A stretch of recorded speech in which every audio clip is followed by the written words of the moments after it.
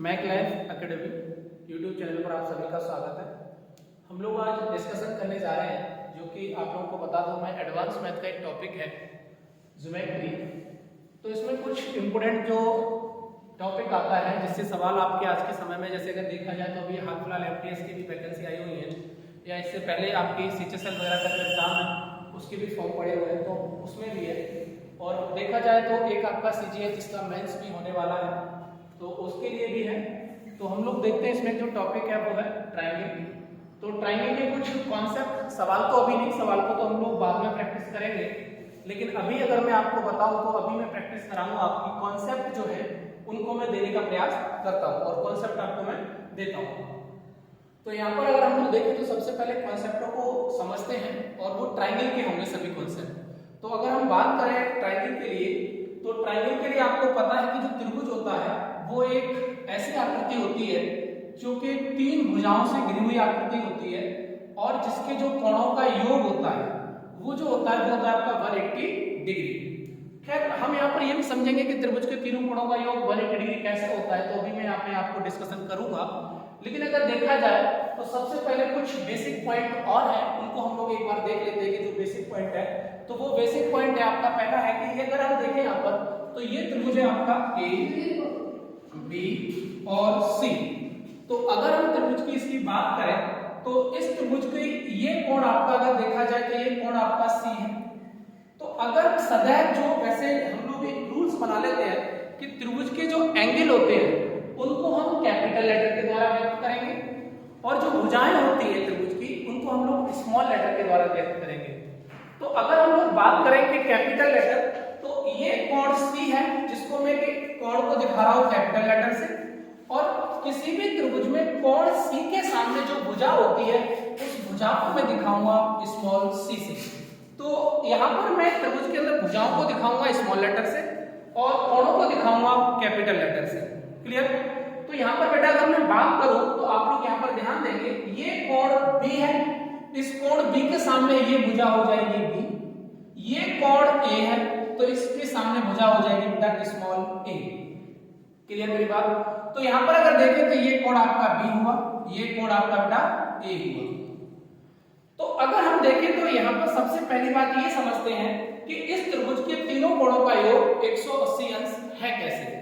तो अगर हम लोग बेटा यहां पर देखें तो ये लोग, आप लोग देखेंगे कि जो एसी रेखा है इसको अगर बेटा मैं थोड़ा सा आगे बढ़ाऊं और आपकी अगर थोड़ा एसी रेखा को आगे बढ़ाऊं तो आप लोग पाएंगे कि ये जो एंगल है आपका बेटा, ये कोण आपका जो है वो सी है।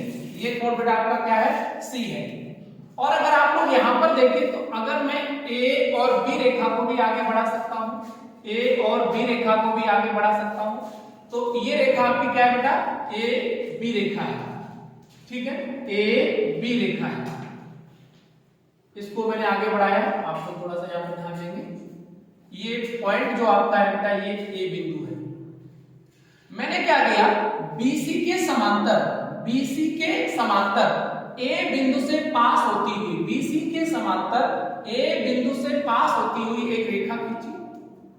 अगर हम बीसी के समांतर ए बिंदु से पास होती हुई एक रेखा खींचे तो एक बात बताना बेटा, ये अगर कोण मेरा सी है, ये कोण अगर मेरा बेटा सी है तो ये कोण क्या होगा? ये कोण बेटा अगर मेरा सी है तो आप कहेंगे सर ये कोण जो होगा मेरा वो सी होगा। क्यों? क्योंकि आपको पता है कि जो एकांतर कोण होते हैं वो आपस में बराबर होते हैं। एकांतर कोण जो होते हैं बेटा वो आपस में क्या होते हैं? बराबर होते हैं। ये आप देख रहे होंगे यहाँ पर एक तरह का Z शेप बन रही है, और Z शेप का यानी कि ये एकांतर कोण है। कोण सी का एकांतर कोण ये है। अगर मैं आपसे बात करूं कि कोण बी का एकांतर कोण क्या होगा, तो आप लोग कहेंगे सर कोण बी का जो एकांतर कोण होगा वो ये वाला होगा। तो अगर आप लोग देखें तो ये एक तरह से आपका हो गया पूरा का पूरा। अगर एंगल काउंट किया जाए तो आपको पता है बेटा कि सरल रेखा पर बना कोण जो होता है वो होता है 180 अंश। तो यहां से अगर आप लोग ध्यान दें बेटा तो आपका ये हुआ कोण ए प्लस कोण बी प्लस कोण सी, तीनों का जो मान होगा बेटा वो कितना होगा? तो आप कहेंगे सर 180 डिग्री। क्यों? क्योंकि सरल रेखा पर बना कोण जो होता है बेटा वो होता है 180 डिग्री। इसलिए किसी भी त्रिभुज के तीनों कोणों का योग जो होता है वो होता है बेटा 180 डिग्री। क्लियर है बेटा? ये पहला पॉइंट आप लोगों को समझ में आ गया होगा। बात करते हैं नेक्स्ट पॉइंट की तरफ, जिसको मैं रफ करता हूं और हम लोग नेक्स्ट पॉइंट की तरफ रफ करते हैं, नेक्स्ट पॉइंट की तरफ बढ़ते हैं। ठीक है, देखिएगा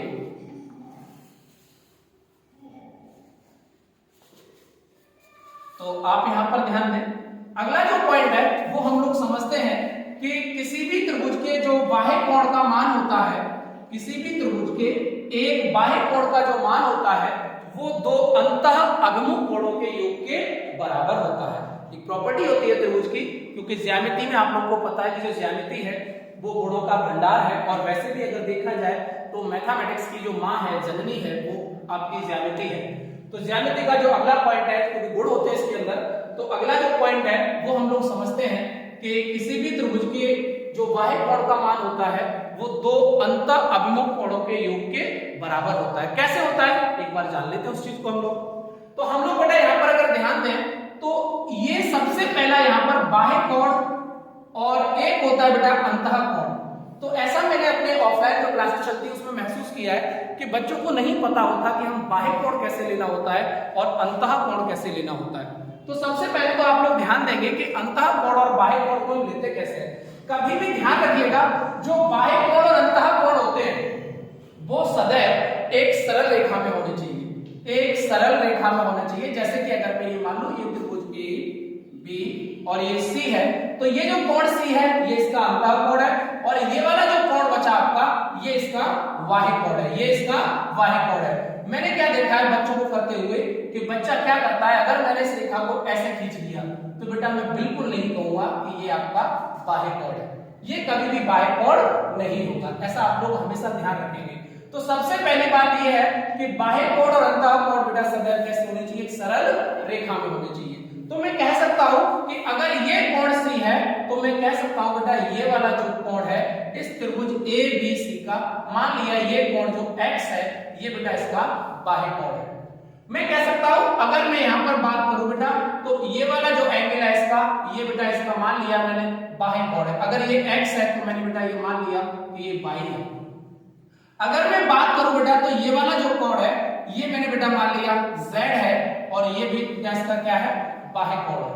आपको हमेशा ये ध्यान रखना होगा कि जो बाह्य कोण और जो अंतः कोण होते हैं एक सरल रेखा के साथ जुड़े हुए होते हैं। ऐसा बिल्कुल नहीं कि आप कोई भी रेखा तिरछी और आप उसको आप लोग जान लेंगे ये इसका बाह्य कोण है, ऐसा बिल्कुल भी नहीं होगा।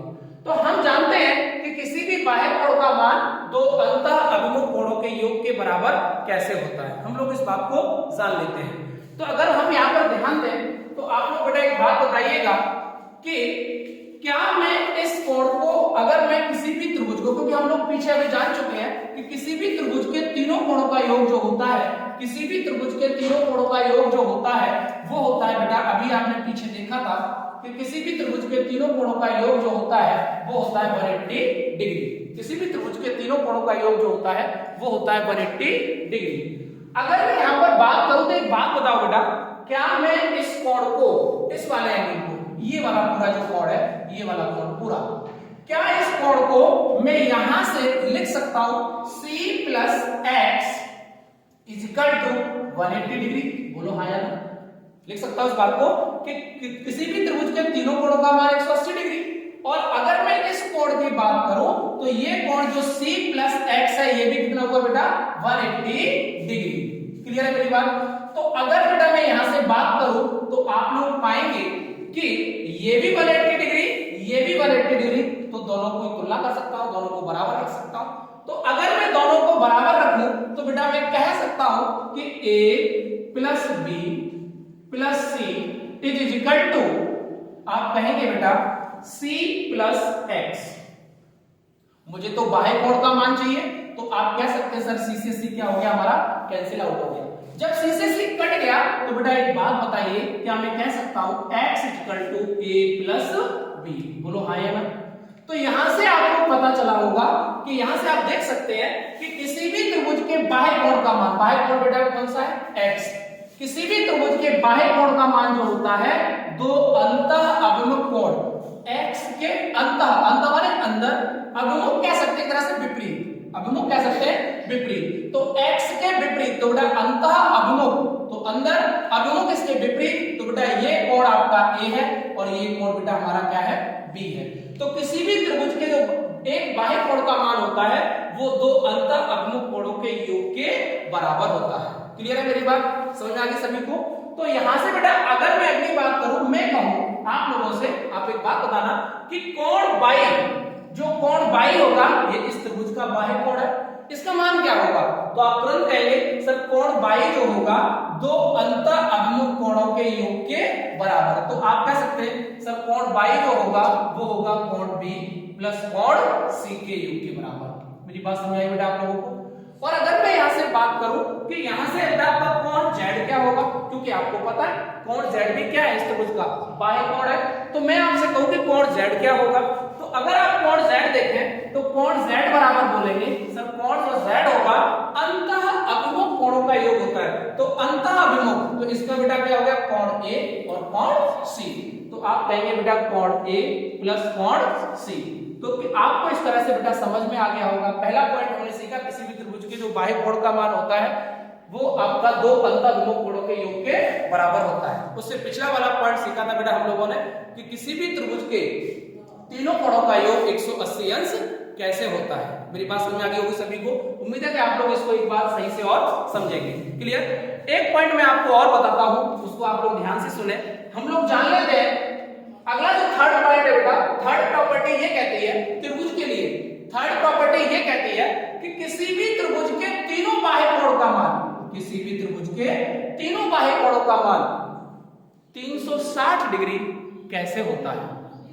इसको हम लोग एक बार जान लेते हैं, लेकिन हमें यह पता होना चाहिए कि किसी भी त्रिभुज के तीनों बाह्य कोणों का मान जो होता है वो होता है 360 डिग्री। कैसे होता है एक बार इस बात को हम लोग जान लेते हैं। तो एक बार देखिएगा अगर आप लोग, अगर हम लोग यहां से बात करें तो हम लोग जान चुके हैं कि किसी भी त्रिभुज के जो एक बाह्य कोण का मान होता है वो होता है बेटा आपके दो अंत अभिमुख कोणों के योग के बराबर। अब एक बात बताना बेटा, आप लोग मेरी बात को ध्यान से सुनना। अगर हम लोग बात करें तो हमें यहां से अभी पता चला था कि अगर हम बात करें कि तीनों बाह्य कोणों का योग 360 डिग्री कैसे होता है, तो एक बार जान लेते हैं। हमने जाना था कि सर कोण x है, कोण x का मान क्या होगा, क्योंकि ये बाह्य कोण है। तो आपने बोला बेटा कि यहां पर ये होगा सर कोण a प्लस कोण b। अगर मैं कहूं बेटा कि कोण y क्या होगा, तो आप कहेंगे सर बाह्य कोण जो y है उसका मान होगा सर कोण b प्लस कोण c। मैं कहूं बेटा जो z है इसका मान क्या होगा, जो z है, सॉरी बेटा एक सेकंड, सर आपका ये z है इसका मान क्या होगा, तो आप कहेंगे कोण a प्लस कोण c। क्लियर है? तो यहां से ये हो गया। अब एक बात बताओ आप लोग, मुझे तो इन तीनों का योग चाहिए, इनका योग क्या होगा, जरा बेटा जोड़ के देखना। आप कहेंगे sir x plus y plus z is equal to, आप कहेंगे सर a कोण a, b आप कहेंगे सर b प्लस कोण c, आप कहेंगे सर a प्लस कोण c।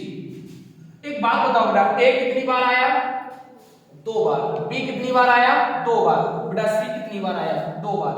क्या बेटा मैं इस बात को ऐसे नहीं लिख सकता, 2 कोण a प्लस कोण b प्लस कोण c, हाँ या ना, लिख सकता हूं? तो आप कहेंगे सर 2 इंटू किसी भी त्रिभुज के तीनों कोणों का योग कितना होता है, तो आप कहेंगे सर 180 अंश। तो आप देखेंगे बेटा किसी भी त्रिभुज के तीनों बाह्य कोणों का मान जो होता है 180 अंश, तो ये है तो 18 यानी कि 360 डिग्री। तो बेटा ये बात आपको समझ में आ गई होगी। यहां से उम्मीद है कि आप लोग समझ पाए होंगे कि किसी भी त्रिभुज के तीनों बाह्य कोणों का मान जो होता है वो कितना होता है बेटा 360 डिग्री। मेरी बात समझ आई सभी लोगों को? अगर यहां से मैं बात करूं तो एक बात आप ऐसे भी तो कह सकते हैं कि सर इसके दोनों ओर बाह्य कोण बना दिए जाए, दोनों ओर बाह्य कोण बना दिए जाए। तो एक बार समझ लेते हैं कि दोनों ओर अगर बाह्य कोण बना दिए जाए तो उनका मान हम लोग कैसे कैलकुलेट करेंगे। तो एक बार मैं आपको डायग्राम से बताता हूं, फटाफट आप लोग देखेंगे। अगर हम लोग बेटा किसी भी त्रिभुज में दोनों ओर के बाह्य कोणों को ले लिया जाए, किसी भी त्रिभुज में दोनों ओर के बाह्य कोणों को अगर ले लिया जाए तो उनका जो मान होता है बेटा वो होता है 720 डिग्री। कैसे, एक बार जान लेते हैं हम लोग 720 डिग्री कैसे। देखिएगा बेटा, अगर मैं यहां से बात करूं तो ये आपका त्रिभुज है, ये बेटा क्या आपका ट्रायंगल है, इसका ये कोण हमने माना था बेटा, ये इसका बाह्य कोण है, ये बेटा इसका क्या है बाह्य कोण है, तो हमने ये मान लिया इसका बाह्य कोण है ए बी सी, एक बात समझ हो गया। ये मान लिया इसका बाह्य कोण है x, ये मान लिया बेटा इसका बाह्य कोण है y, ये मान लिया बेटा इसका बाह्य कोण है z। तो हमने लोगों ने अभी पीछे ही हमने देखा कि किसी भी त्रिभुज के तीनों बाह्य कोण का जो मान होता है वो होता है बेटा आपका 360 डिग्री, वो होता है बेटा आपका 360 डिग्री। तो अब हम लोग देख लेते हैं कि सर अगर हम लोग दोनों ओर के बाह्य कोण ले लें, दोनों ओर के बाह्य कोण ले लें, तो सबसे पहले बेटा देखना कि दोनों ओर के जो बाह्य कोण है, अगर मैं इसका बाह्य कोण कोण z का बाह्य कोण देखूं तो बेटा ये होगा, और जितना ये होगा उतना ही ये होगा। क्यों, आप लोग थोड़ा सा सोचिएगा, फिर मैं बता रहा हूं कि दोनों बराबर क्यों होंगे। तो आप कहेंगे सर कि शीर्षाभिमुख कोण भी आपस में क्या होते हैं बराबर होते हैं, जो शीर्षाभिमुख कोण होते हैं वो भी आपस में क्या होते हैं बराबर होते हैं। अगर मैं आपसे कहूं बेटा इसके लिए कि कोण x का, तो आप कहेंगे सर इसका जो ये होगा वो कितना होगा बेटा, ये भी x होगा। अब आप एक बात बताओ कि आपका z x y, अगर हम एक तरफ के जोड़े कोण x बाह्य कोण को x plus y plus z, तो बेटा ये कितना दे रखा है 360 डिग्री। ऐसा हमने पीछे ही अभी देखा था। एक बात बताओ, जब दोनों ओर के मैं जोड़ूंगा, दोनों ओर के जोड़ूंगा तो बेटा ये सब कितने गुना हो जाएंगे 2 गुना। जब बेटा ये 2 गुना हो जाएंगे तो दोनों ओर के किसी भी त्रिभुज के दोनों ओर के जो बाह्य कोण होता है उनका योग हो जाएगा बेटा, ये भी कितने गुना हो जाएगा 2 गुना, तो 2 इंटू 360। तो किसी भी त्रिभुज के दोनों ओर के जो बाह्य कोण होते हैं उनका योग होता है बेटा 720 डिग्री। क्या ये बात आप सभी को समझ में आई, क्लियर है? तो उम्मीद है कि आपको ये सारे पॉइंट समझ में आ चुके होंगे। बाकी हम लोग नेक्स्ट क्लास में चर्चा करेंगे इनसे आगे की जो भी विषय है उनको, और आप लोग देखेंगे। अगर आपको अच्छा लगता है इसको तो एक बार सही से समझिएगा और इसको ट्राई करिएगा। धन्यवाद।